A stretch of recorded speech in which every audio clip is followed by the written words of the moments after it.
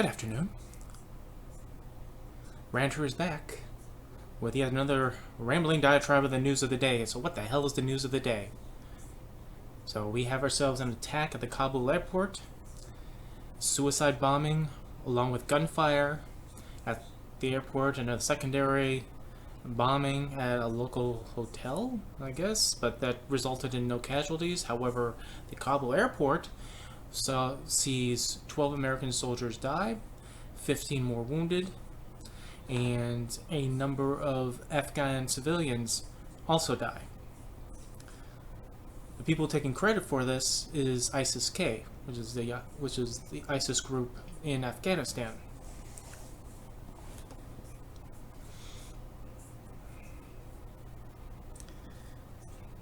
I guess these people were feeling neglected. They were left out on the big stage as Taliban is taking over, and these people do not like the Taliban because they believe the Taliban is not devout enough. It is such irony that so many people who tout their violence and cloak it in the righteousness of religion just always have to one-up each other on which one is going to make that more extreme choice, or claim that they are more devout than thou art. Just like, the Puritans, we're devout. Yeah, we're devout. Yes. And then Crusaders go, oh yeah, well, and did you go and drench the Holy Land in blood in order to make sure you secured it for your God? And the Inquisition and Inquisitors go, hold my beer. I'm just going to go and torture all the local people in Spain and throughout Europe for not being the correct religion. And then the Templars, who are underneath all that, and the Teutonic Knights, etc., etc., etc. So there's extreme thought everywhere. So let's not pretend we're only one religious ideology does these things. It's rampant everywhere. Some clamp it down, some move on past it, and others don't, but they cloak it in other means. I mean, perhaps the extremism that we see these days is not physical violence or torture and bloodshed, but now it's just the corruption of religious belief into politics. So now political icons becomes religious icons, or political people become deified, because that's the only justification as to why you are following some people who are just corrupt and sinners and diametrically opposed to your own belief system. Well, they must be divine. But I digress. Now, clearly, this attack is upsetting. This, in the grand scheme of things, doesn't really make much sense when you are trying to get us out. We were leaving Afghanistan. We were going to help our allies get out as well. Now, even the Taliban doesn't really want us to do that, because we, silly enough, our U.S. officials decided to help the Taliban in the spirit of trying to find the people that assisted us, so we can get them out. We helped the Taliban with the registry, it seems. And so what I've been hearing today a few times on the news is that the Taliban, having the list of these people who were helping us during the war and so forth, even though this is the light and fluffy and kinder and gentler Taliban, who incidentally just recently said women should stay home because it's going to be too dangerous before the security gets into place, and Taliban fighters don't know how to treat women yet. The kinder, gentler Taliban who has these lists, are then telling these people who come to the Kabul airport, oh, okay, you can go, but your family stays here.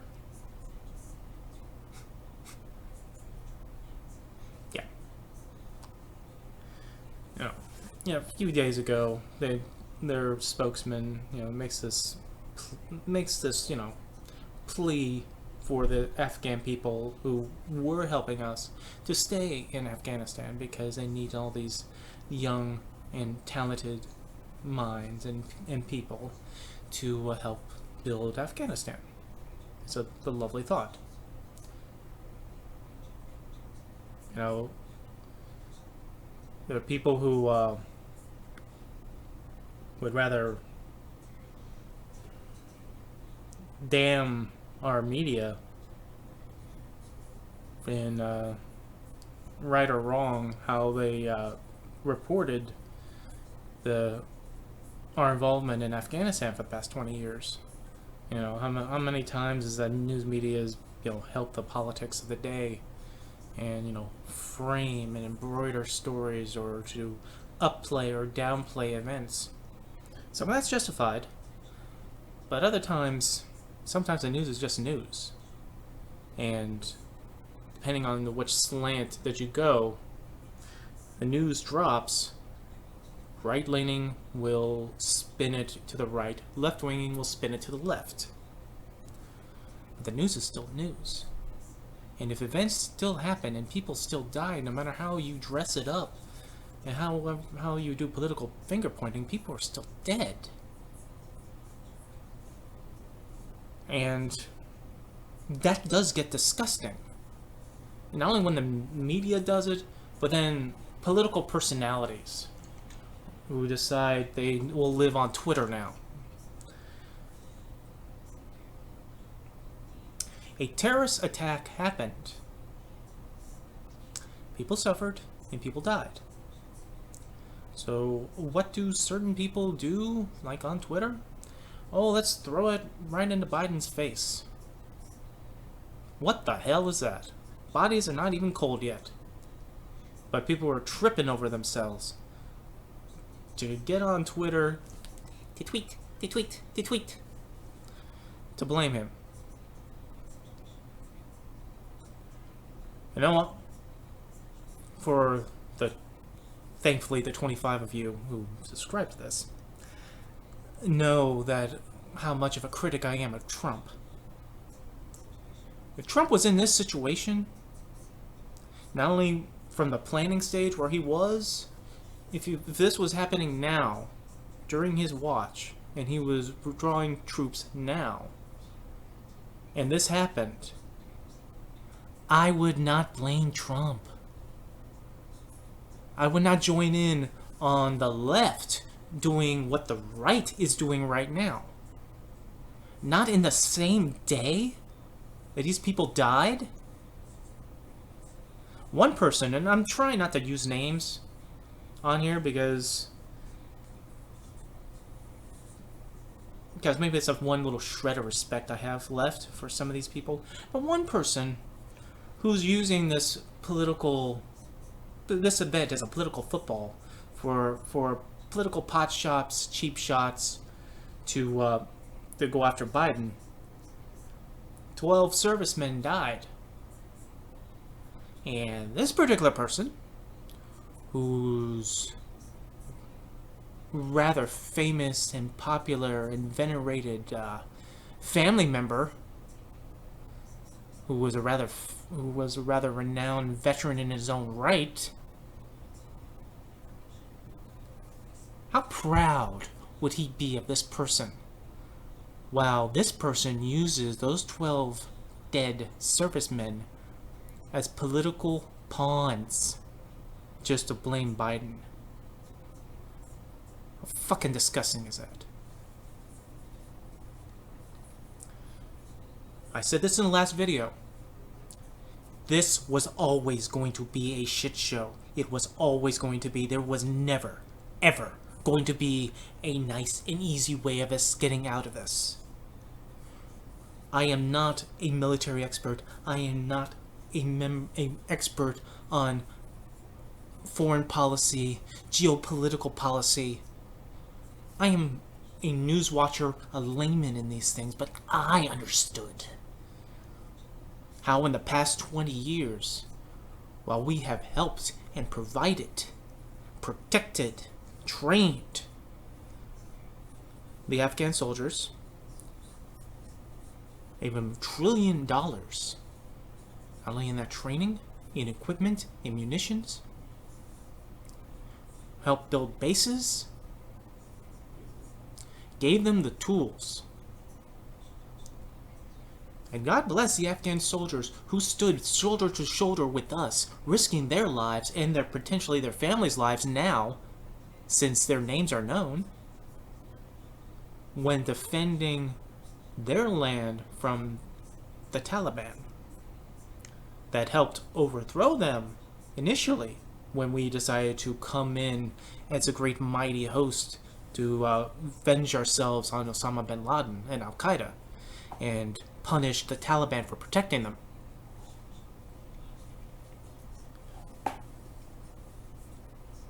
But the current leadership, or the former current leadership, because their president flew away and is resting comfortably in United Arab Emirates, we gave them the tools to sustain themselves so that we can leave. Trump's deal with the Taliban would have us leave on May 1st. It took what was going on for that to be extended outward under Biden.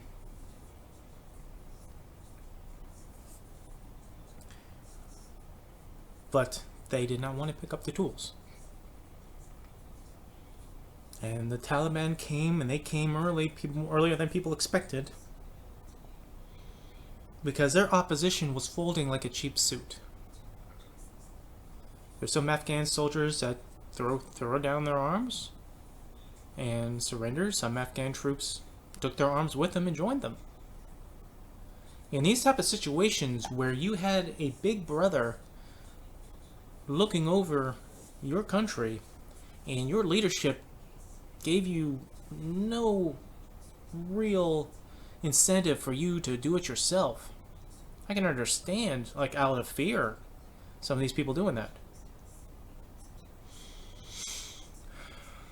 Because the Taliban is going to be the ruling party, the ruling power in Afghanistan now.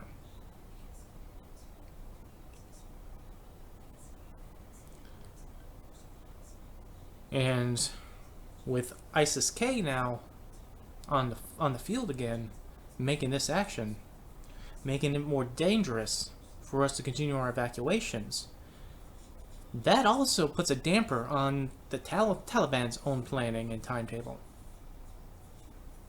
This does not help anybody. Now, say what you will of the Taliban.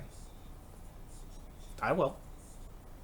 I don't buy their pledges of peace and rebuilding and women being able to work and so forth. You know, that's going to be, that life expectancy is going to last as long as we keep our eyes on them, while the whole world is watching this. After which, I don't know. I don't think that's going to last long.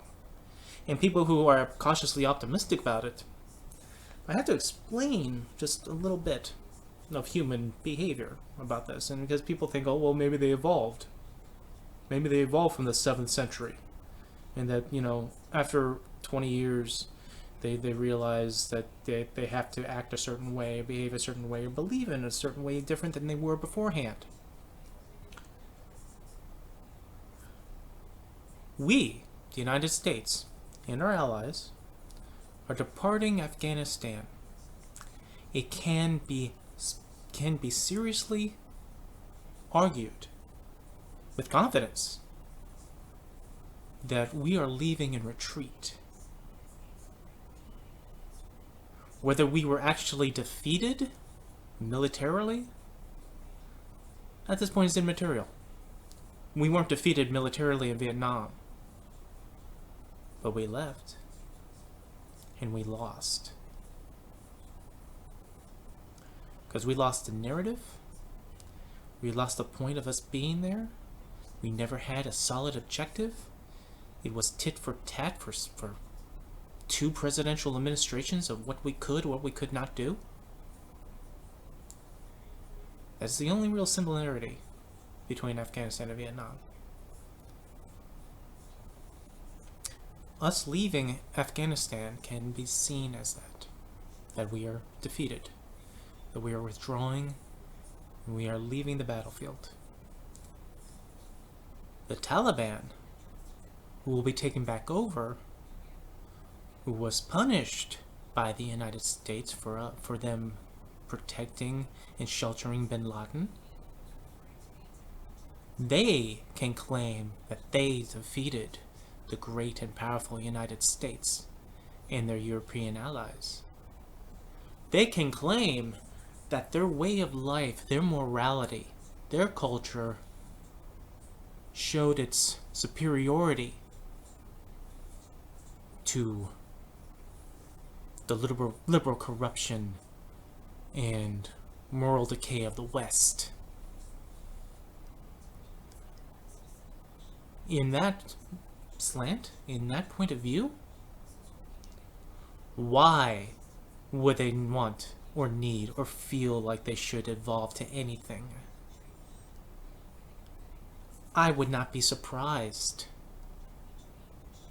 that members of the Taliban would find themselves vindicated in their own minds.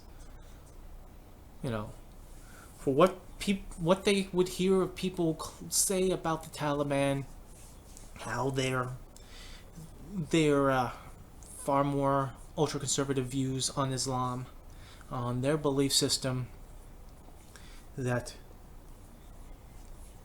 they want the rest of those who believe to follow, or they're heretics. Conform, comply, or suffer.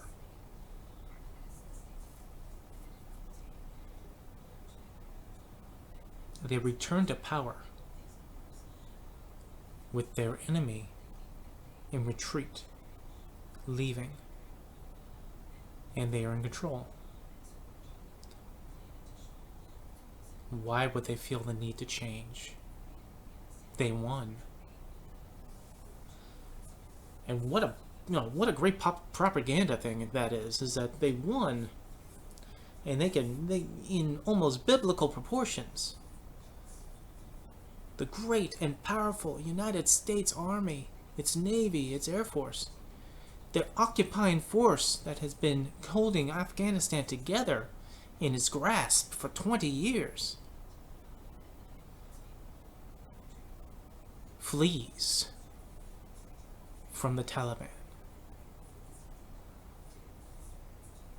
Goliath falls to the sling of David.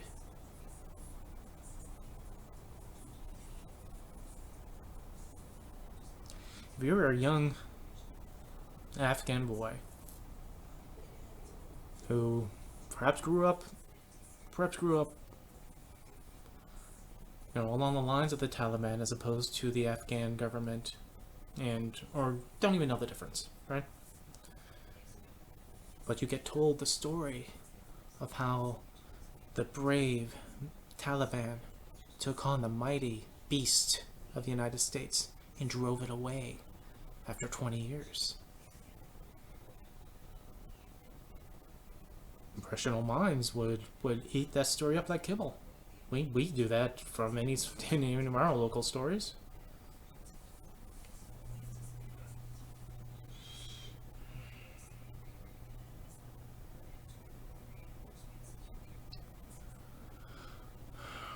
As much people blame Biden, still want to say how horrible this is, as this was a debacle, this is a travesty, this is an atrocity, how this pullout is being done. All the thousands of people that are being left behind. Since since the earlier in the week statement from Biden on the evacuation. From that point to that point, we got out 70,000 people. 12,000 between the morning and the last statement Biden did the other day.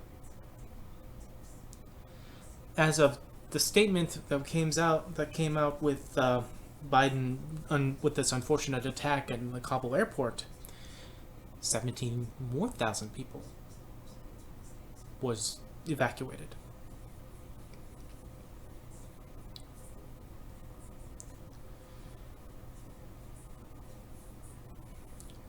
We got 5 more days to go in this current timetable of evacuations. The rough estimate is that there were 1,500 Americans left. I don't know what the exact figure is really upon how many people as of now that we were evacuated, but I've heard it's up to 100,000. Where's the praise in that? Leaving one American behind will be one American too many. That is an understanding, that is a given. And people are going to wring their hands over 1,500 people, which they should, but you take that in comparisons in a matter of hours, the thousands of people that was evacuated.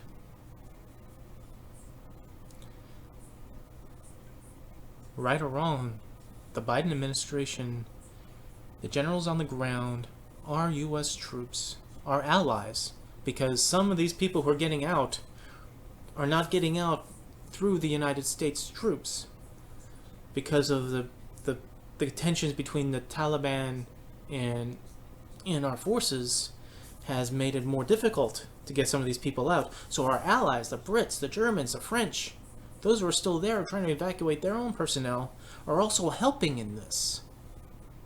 We're also helping with the evacuation of the Afghans that helped us, who are wanting to leave. They also gotten U.S. citizens out. It's a story that the Brits got out a United States journalist who wasn't able to get out through the United States troops because she got cut off. The Brits got her.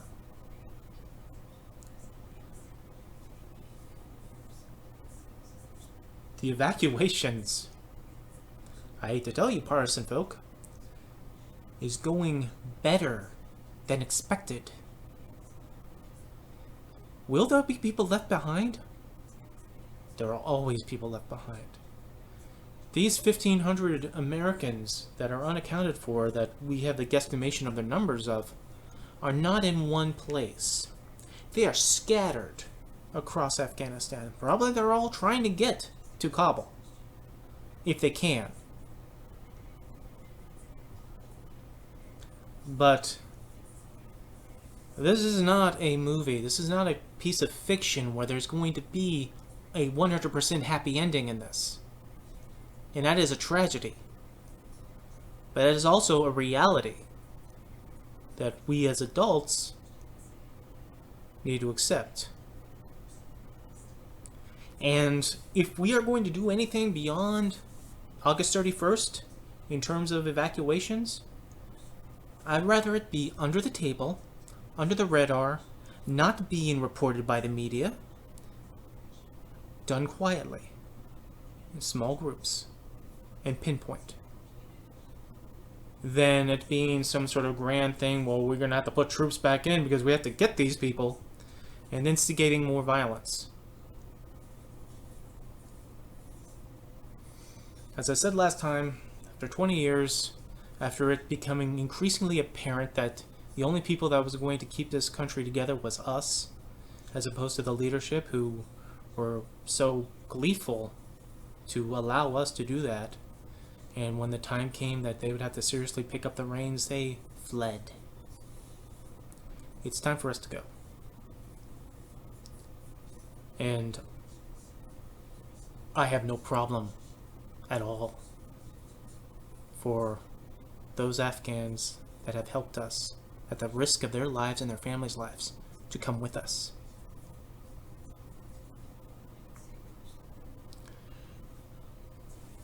In my neck of the woods, we have welcomed in Afghan refugees. They first arrived at my college, and then they went to a different location. I say this without a single twitch. But then people in our media on the right side of the aisle, from the Foxes to the Newsmax to the OANs, who are trying to boogeyman the Afghan refugees, calling them potential terrorists,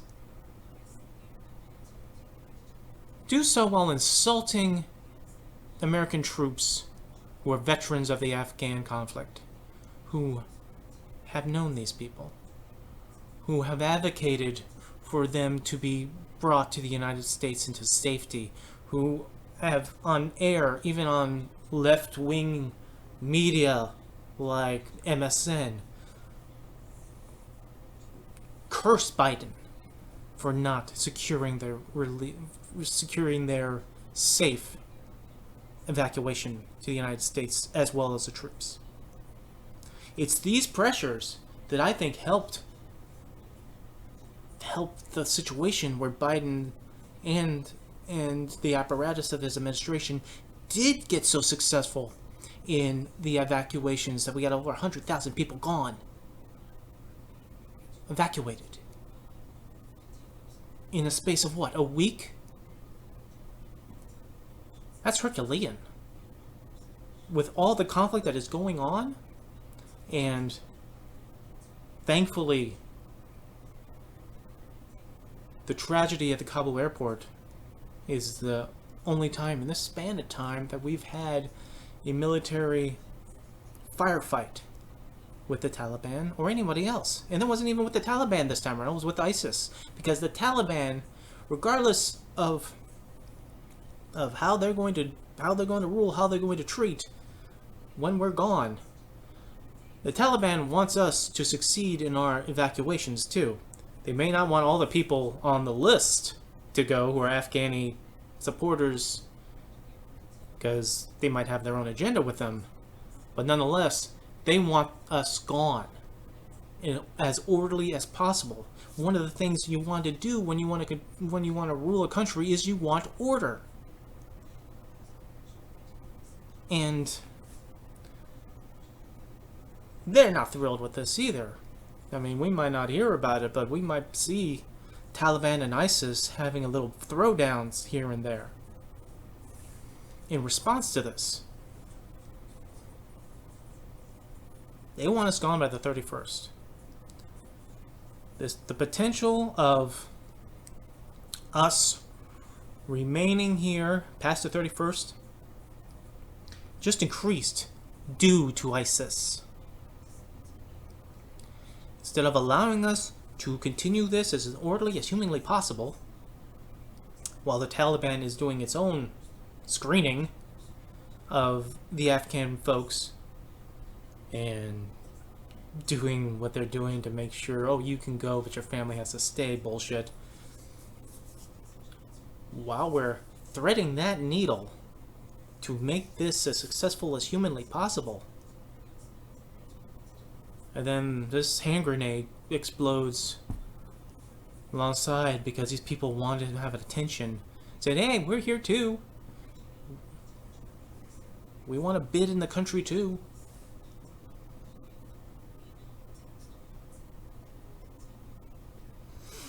I'm not going to go too much longer on this. I was going to do a video not about this, but about the evacuation and what's going on with COVID and the silliness is going on with people who are promoting their freedoms at the expense of people's lives, including children's lives. But that'll be another time because this came up. Alright. The Ranter rants because the urge to rant is rising. And will continue to rise. We will see how this develops. In 5 days, we will have either somehow as close as total success as humanly possible, or we may have more incidents that will compel us to remain. And if we are going to do any reprisals against ISIS, I don't want it in the form of us sending over another horde of troops and planting the American flag on this ground. We used to be good at surgical strikes. We have the technology, we have professionals who know what they're doing. We do not need to be the giant with the club. We can be just a small group with the knife. And sometimes that is enough, that is proportional, and that's appropriate. Everything has, cause and effect. It is the manner of how we cause the cause that determines what the effect will be. Leave that to mull over. Kind of confusing. Even to me, it was a little cryptic. Alright. I have a fantasy world to bring about and entertain people with in an hour or so.